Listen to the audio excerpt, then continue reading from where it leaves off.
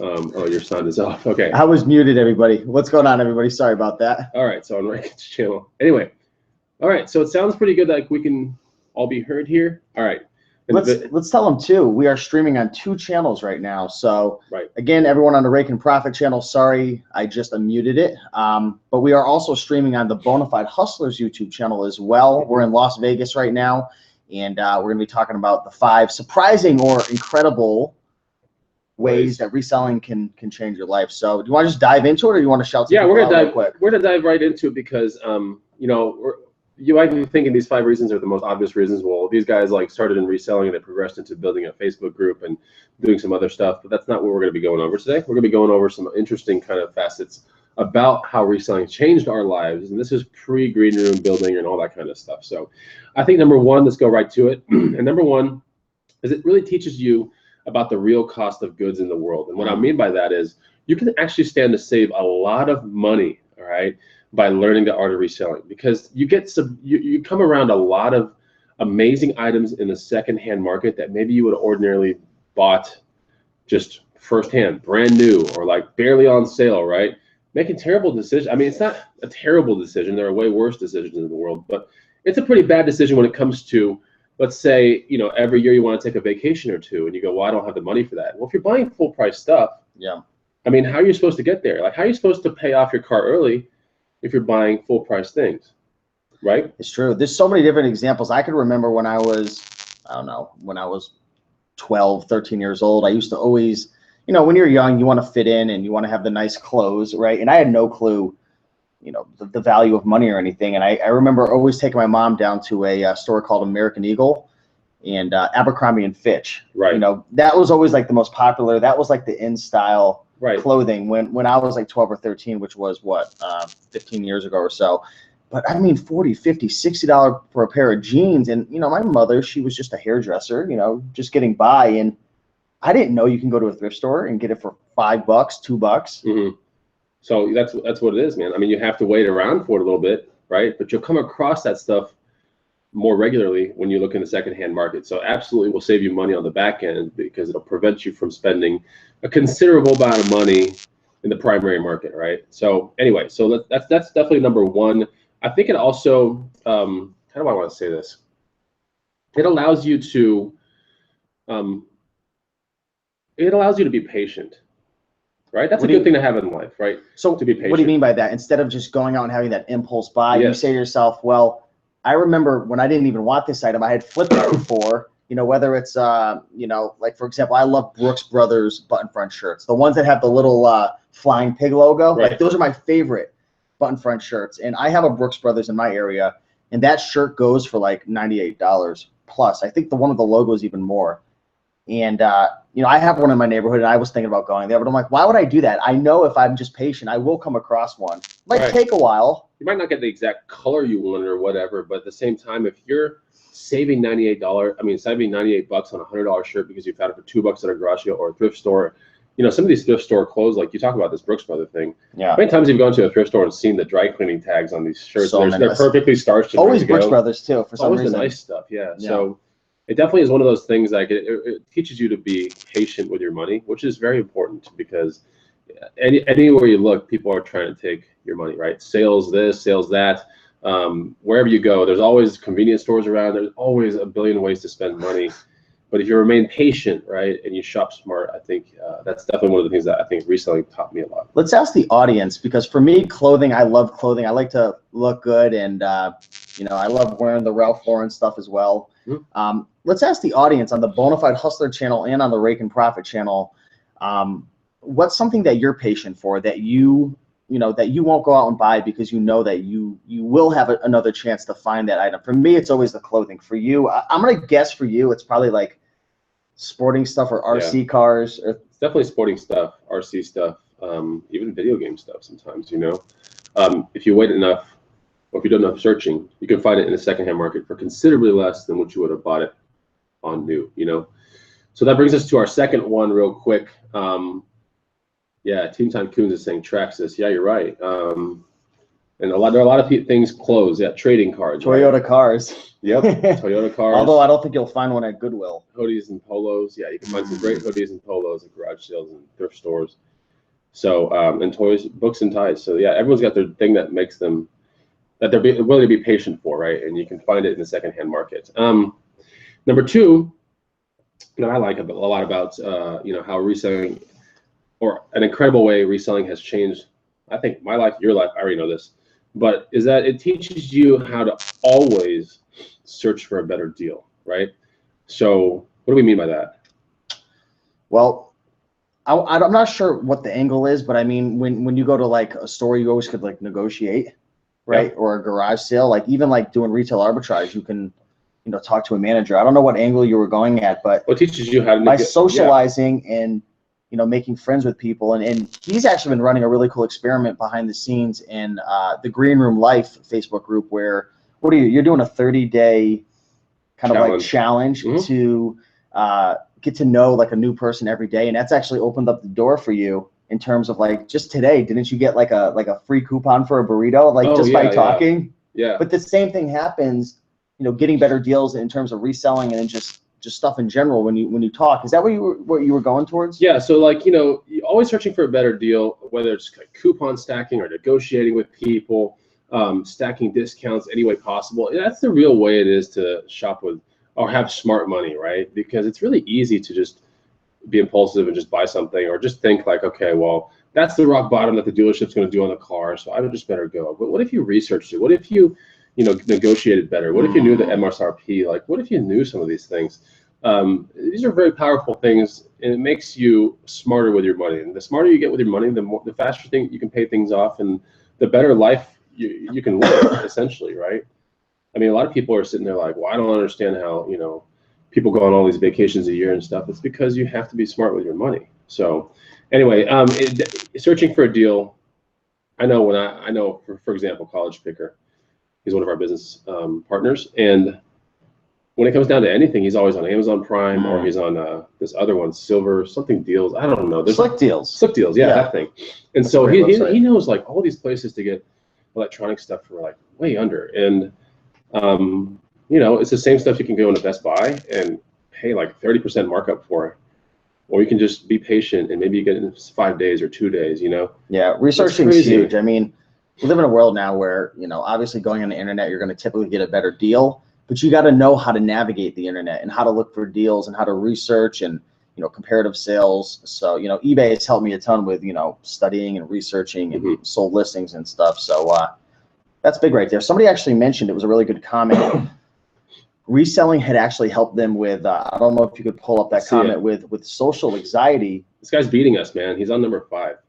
Oh, I didn't even know that. Bro, I'm like, I jumped ahead, man. He's just jumping ahead. This guy's jumping ahead. In this room somewhere? He must be at our handy dandy little. Anyway, that's Joshua Davidson. What's up, man? What's up, subscriber. Josh? But yeah, you beat me to it. But we'll talk about that on the 5th tip here. So let's talk about real quick number 3. It enforces discipline to get items sold for good money. Now, this is fantastic. Any way you can get. Raiken and I were talking about this the other day, and the reason why I'm so passionate about fitness and why fitness is one of those almost ultimate things in life to achieve, right? It's a bucket list item. I don't think it's on many people's bucket list because it's almost so unattainable sometimes, right? Because a lot of people jump into it, they get very discouraged, things don't work out for them, and then it's hard. They abandon it. But to achieve good fitness and to live a fit lifestyle is extremely hard to do. And why is that? Because your body's screaming at you, saying, I'm dying. You're dying, and it's a discipline thing. A lot of people don't have discipline. Well, the thing is, working out is almost the easiest part to getting in shape and getting fit, because you only have to think about it and do it once a day. Whereas I find that getting fit and really feeling good, it all comes down to your diet. And diet is 24/7. Right. You can't run away from that. You can do your workout and run away. Yeah. It comes down to a lot of things.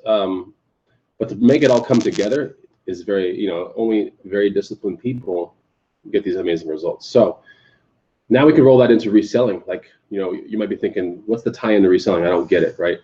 Well, once you get an item, I think a lot of people fail in reselling, right? Because they don't have the discipline to carry the item from point A to point B. B being the buyer and point A being just you knowing about the item. That's the very first thing. You buy the item and the goal is to sell it, but there's a lot you have to do to bridge that gap. There's a lot of habits, routines, rituals, systems, processes, disciplines. But you might have bought the right item in the first place. So you have to know about the right stuff before you even go into the buying phase, right? That's the first part of discipline, is to be educated enough, right? Second part of being disciplined as a reseller is to actually, is to negotiate the item, right? Because before you buy it, if you're not smart about how to negotiate, you're paying up for an item, right? If you're at a garage sale or a pawn shop, obviously the thrift store, you're not going to be negotiating 99% of the time. A lot of people go, what do you mean by negotiating? Like, why is it so powerful? Well, think about it in this respect, right? You take a $5 item, right? And you go, okay, it's $5, it's not much to me. But what if you could get it for $3, right? And what if you did that? What if you got a $100 item for $70, right? So we take that example right there. And just because you talked it down to $70, you put $30 in your pocket, right? At the end of the year, when you take 30 in relation to 100 on a ratio sense, that's 30%. Show me someone out there that gets a 30% raise on their job. If someone said, hey, I'm going to give you a 30% raise, how would that make you feel in the workforce? Right. 30%. Mind-blowing. No one gets that. Nobody gets that. And I have a feeling that a lot of people that are watching also invest. Yeah. And if anybody has researched the compound effect at all, that $30 that you save on, 8 or 9 items, saving a buck or two here, $3, over 20 years, that $30 ends up being like $1,000. Yeah. The whole purpose, the whole point is like, it's either your money or their money, right? I would much rather it be my money. So the second you are proficient in negotiating, you've taken the money and put it into your pocket, whatever that amount might be. It might be 1%, 2%, but either way, at the end of the year, right? When the day is done, should I say, it's one of those things. At some point, you might have been paying up for all your stuff, right? You can get a raise, but you have to be smart on how you perceive, everything working. So that's another part of the discipline in getting, items sold from point A to point B. There's also, you have to, negotiate it, then have the capital to buy it, right? Then you have to be able to photograph it correctly, list it correctly with keywords, then package it, and then ship it off in a timely manner. All those things have to come together just perfect to get it's not super hard, but it's return. Discipline. Yeah, I mean, if you're anticipating the return, you're like, oh my gosh, I found this barista machine at a Target, not a Target, but like a Goodwill. I paid $10 for it. This thing's worth $150. It's worth whatever it is the day it sells. All right, it ain't worth anything if it ends up in the death pile. It might sell for $100 because you messed up on keywords, right? Yeah. It might sell for $80 because you're not proficient enough to test it correctly. So there's a lot of reasons why discipline matters in being a reseller, because the better you can get through all these steps, the more money you make in the end. I want to take this to another place, a different angle with the discipline. And I found that by being able to build up my discipline, I started with eBay and then Amazon. There's all different processes, but it takes these habits, routines, and disciplines to get from point A to point whatever to sell that item. I found that by building these habits, routines, and rituals, I've actually been able to take that into other areas of my life as well. And we kind of touched on that.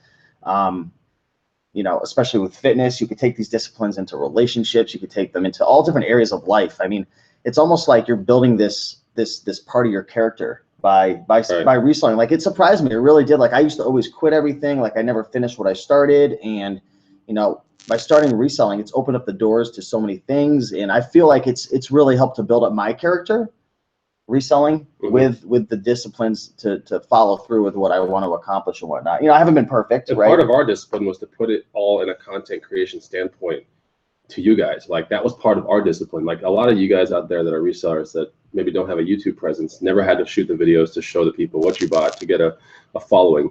So we inserted other things in there. Yeah. Right. And that's really important. So, I think a lot of resellers fail in a certain part of that sequence, right, of events.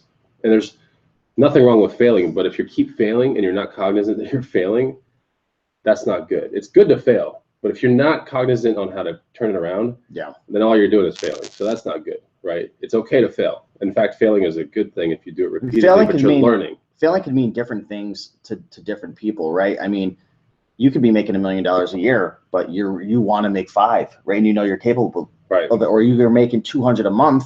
You're a single stay-at-home mom, but you could be making 1,000, but you're dropping the ball somewhere. I mean, right.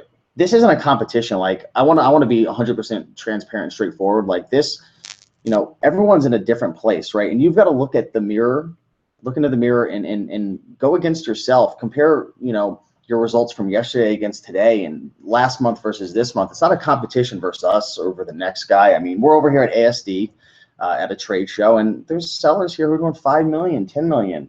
Crazy. Yeah, crazy numbers. And it's tempting to be like, holy mackerel, like, and you know, compare ourselves to them, whatever. But, you know, it's not a battle against other people. You got to remember that.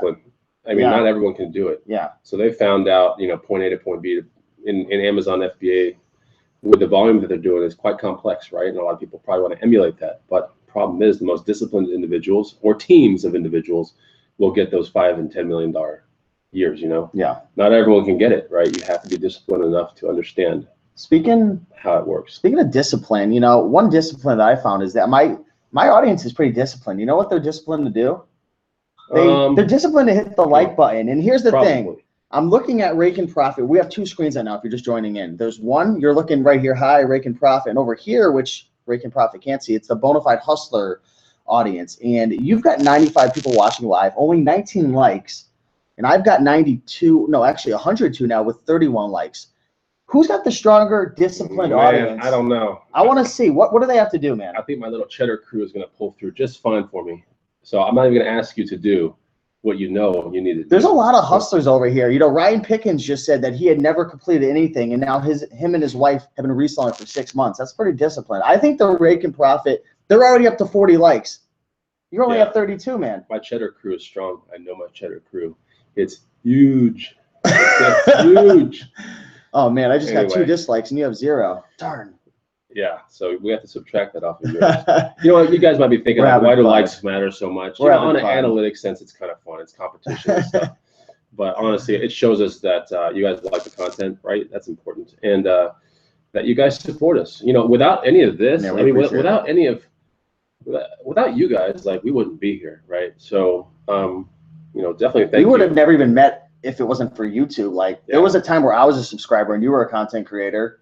We wouldn't have met if it wasn't for reselling. Yeah, it's crazy. Because if you were into other things and I was only into reselling, you would have never found my channel. I can't even imagine what my life would be like without reselling. Like, isn't it crazy? Like, reselling is really important. Like, what if you never got into flipping bikes or selling on eBay or Amazon? Like, you would have been in the corporate world. Me? Yeah, I would have been in the corporate world just spending my money on what seems to be, oh, I thought it was on sale. That's a great thing, right?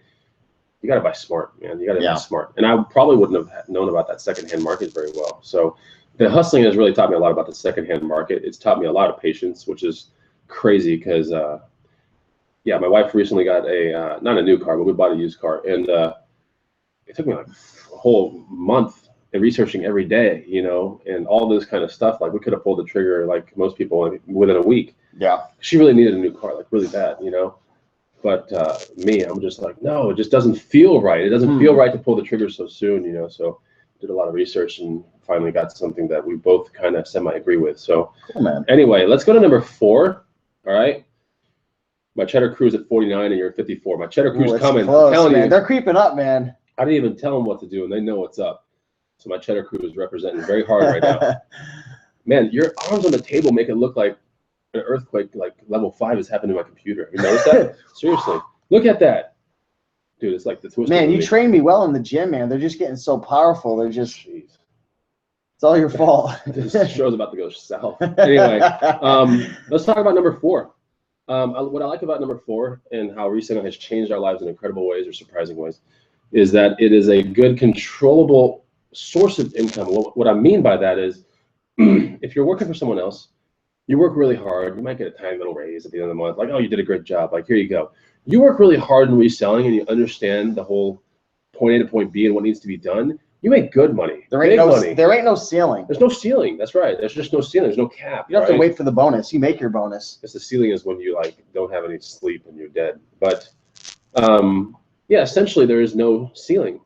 Whereas in a lot of jobs there kind of is a ceiling, right? So there's no actual ceiling in reselling. That's what I like about it a lot. You can just choose to be like, all right, you know what? I'm going to smash garage sales or do thrift stores all day long and see what that does for me. And then you can realize you can get bills paid quicker, whatever you want to do. Dude, you know, just by working harder. I remember working like so hard at these various jobs that I had, like trying to impress the boss, and it would like I would bust my ass for like excuse my language, for like 10, 12 hours. And it's like at the end of the day, like Johnny Boy comes up, he's like, Steve, good job, buddy. My paycheck never changed.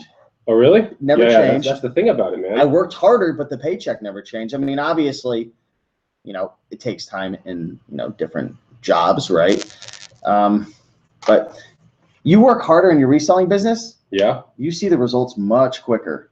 Is that a piece of cheese that you just drew? Yeah, that's oh my man, three-dimensional. Oh, we're tied, 58 to 58. There you go, Cheddar Crew. You know what to do. Yeah, I'm gonna have to make a shirt on that. Anyway, so yeah, it's a controllable source of income, and work as hard as you want, and you know, you experiment more. Like, you know, if you sit there and you're like, I worked hard and I made $4,000 this month. I worked hard and I sold clothing only, right? Clothing and like one bicycle, for example, but that one bicycle paid me $200 in profit. You might be thinking next month, I'm going to do 80% clothing, maybe 20% bicycles and see what happens, right? Yeah. I'm going to hustle hard on bicycles. So, you know, it just depends on how you do it. As long as you're learning, I think the people that stay in the same exact thing all the time, I mean, I don't know if I quite agree with that part, but I mean, if you love it and enjoy it, but right. I like trying new things, and it's just my personality. Yeah. Some people like that, though. I mean, you got to know who you are, right? I feel like being a reseller I've gotten to know myself better in my personality. Right. You know? Oh, absolutely. But it's good because it's control. It's one of those things that's like almost instantaneous. Like you bust your butt, do a bunch of listings, you know, in a day or a week or whatever. You see almost immediate results. Like the next week, it's like eBay's pushing you forward with the algorithm. They're like, all right, here comes a flood of stuff, and we're going to take this up. And on the other side of the coin as well, when you stop listing on eBay, even if you have a bunch of items listed, the algorithm does not favor you one bit, I've noticed. And what advice would you have for somebody who's a reseller and they're pushing, you know, maybe they hear this video and they're like, okay, well, Steve and Chris are saying work harder and I'm going to see more results. What do you say to somebody who's working harder, listing more items, but they're not seeing the results? Does that happen? Is that normal peaks and valleys? Or yeah, I mean, I've seen plenty of people's eBay stores that have junk. Yeah, I was gonna say okay items. Junk, but great keywords. I've had junk in my items. store. Yeah, you have to have good items, good keywords. You know, okay items and good keywords, it doesn't cut it. Not with eBay, at least. Yeah. You can't have junk, right? You have to be buying good stuff. What is junk, though, for someone who doesn't know? We're not talking about like dirty items and stuff. Like junk is something that doesn't have a market, like or the market's so big for such little ROI. Like, how can I explain this better?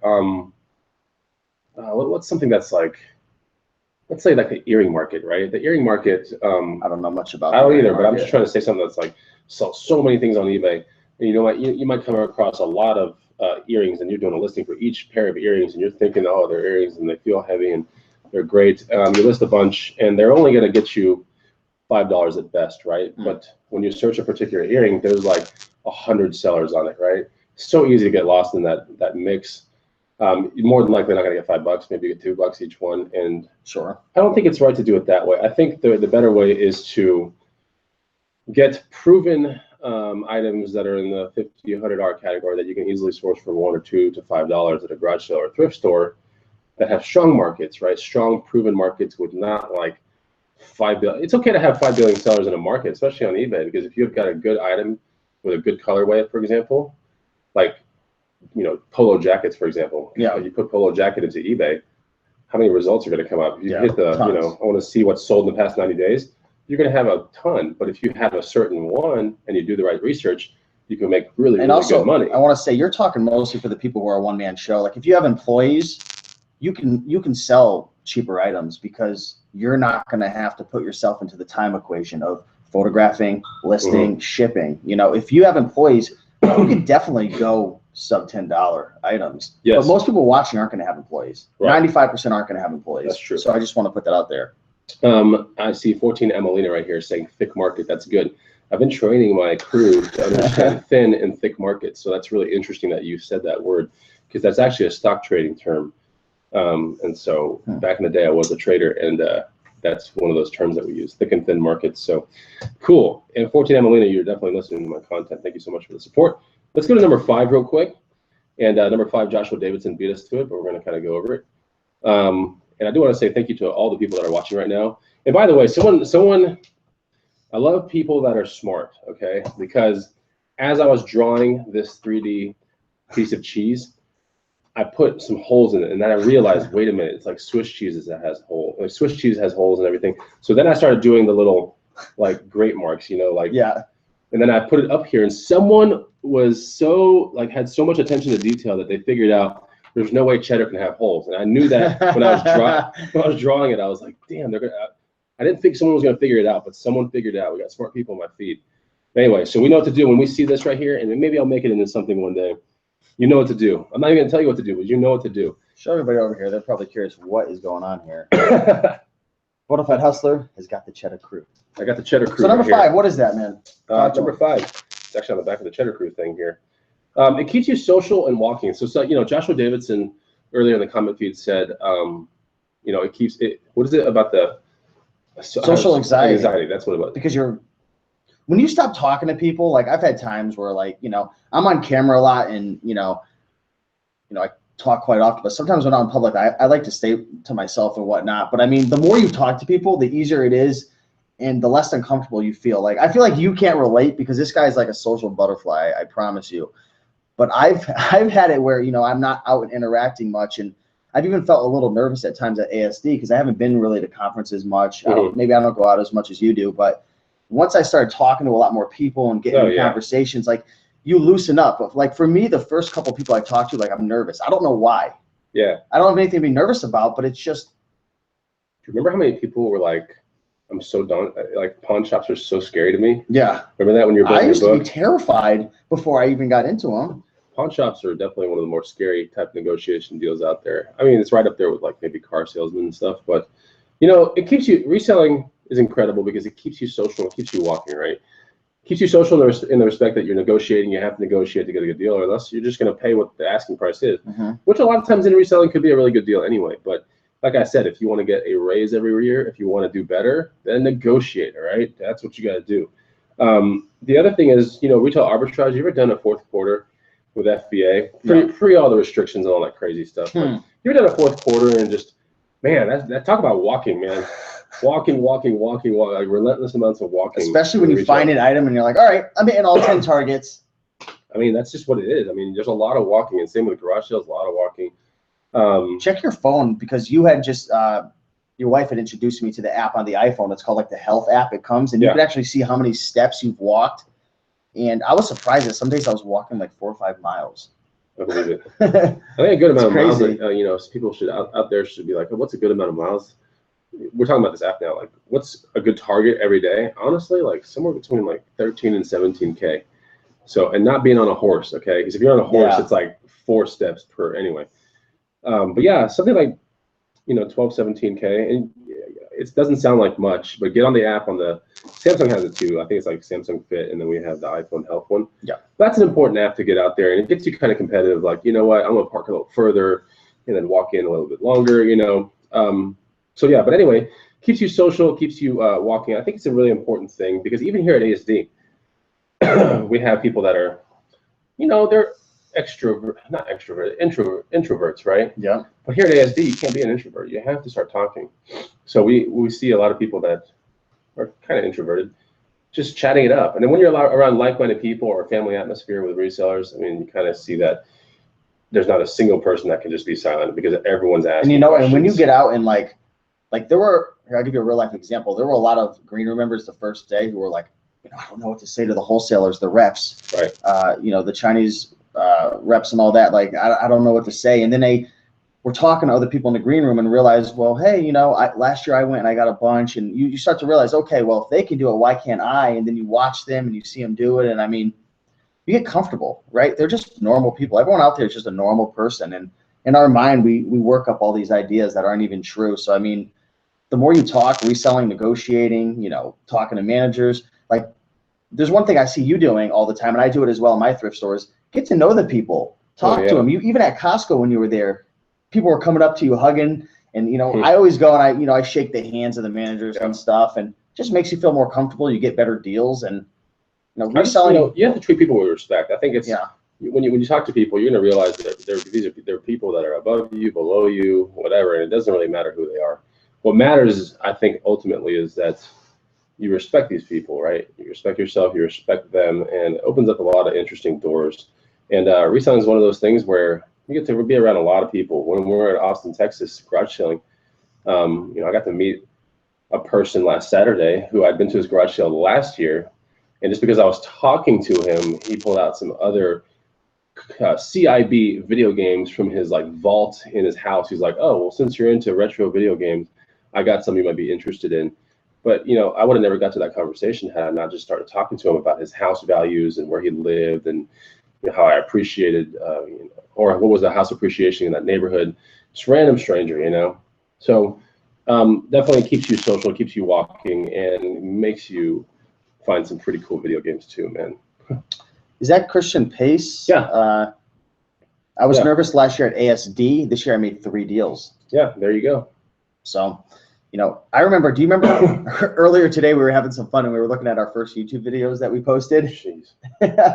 I mean, look at the opportunities that just talking about reselling, you know, brought to us, just talking through this camera. Nobody's here, but they are, you know, and it's just like how nervous we were the first couple of videos. I mean, it's just amazing. You know, for me, oh, you're going to play a game? For me, weird. He had a pop-up come up on his screen. For me, you know, like we mentioned, you know, reselling opened up a lot of doors, a lot of surprising things that I never thought that I would have learned, and, you know, characteristic traits that I built. And, you know, reselling's definitely changed my life, and I think it's changed your life for the better as well. And for everyone out there, I mean, if you want to change your life, I mean, reselling isn't only going to benefit you financially, but like we mentioned, why don't you recap real quick some of the 5 things we mentioned? It's going to teach you about the real cost of goods in the world. The real cost of goods. Number 2 is teaches you always to be able to find a good deal, to be able to do your research. Be patient, shop smart, right? Number 3, it enforces discipline to carry out all the steps it takes to get items to market. Number 4, it's a good controllable source of income, meaning if you work really hard in one week, you see immediate results the next week usually. And then number 5, it keeps you social, it keeps you walking around, keeps you basically, you know, living, like interacting with people. It's really important. As lonely as it is to be a reseller, it can get unlonely if you just know what to do. So you have to start talking to people, get you better deals. It'll open up some really incredible opportunities in your life.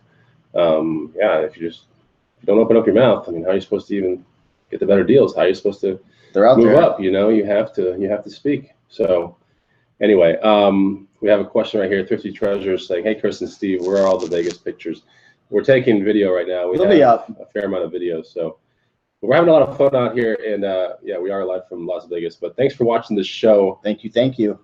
Weird cough. But anyway, I wanted to say thanks for watching the show. Anything else you want to say? Yep. Just thanks for watching. Thanks for subscribing. If you're not already subscribed to my channel, subscribe. If you're not subscribed to his channel, go to the Bonafide Hustler on YouTube. Yep, the Cheddar Wetter is here. And subscribe to his channel as well. Also, go down the description. What do they want to get down there? There's 100 amazing items to resell, and there's also a link to the Green Room University if you want to check out our business behind the scenes. We've got a bunch of blog posts over there. 100 amazing items to resell guide will put you on an amazing email list where you can go check. You can see a bunch of things behind the scenes that we write about that we don't really bring into the blog or anything like that. But more importantly, it gives you 100 amazing items to resell on a PDF. It's on your phone, and study that up and go make some money. It's pretty easy to do. So cool. Well, thanks guys for watching. We're gonna get back to Las Vegas, and what do we got planned for tonight? We're going out to. We're gonna go to Jason T. Smith's favorite rum bar. We got to meet him for the first time and hear him speak. It was cool. Yeah, and apparently this rum bar is really cool. So we're gonna go check it out, get some adult bevs, and hang out with Jason T. Smith. So should be fun. Cool. Thanks guys for watching. We'll see you in the next one, and have a great day. Take it easy. Bye. Bye.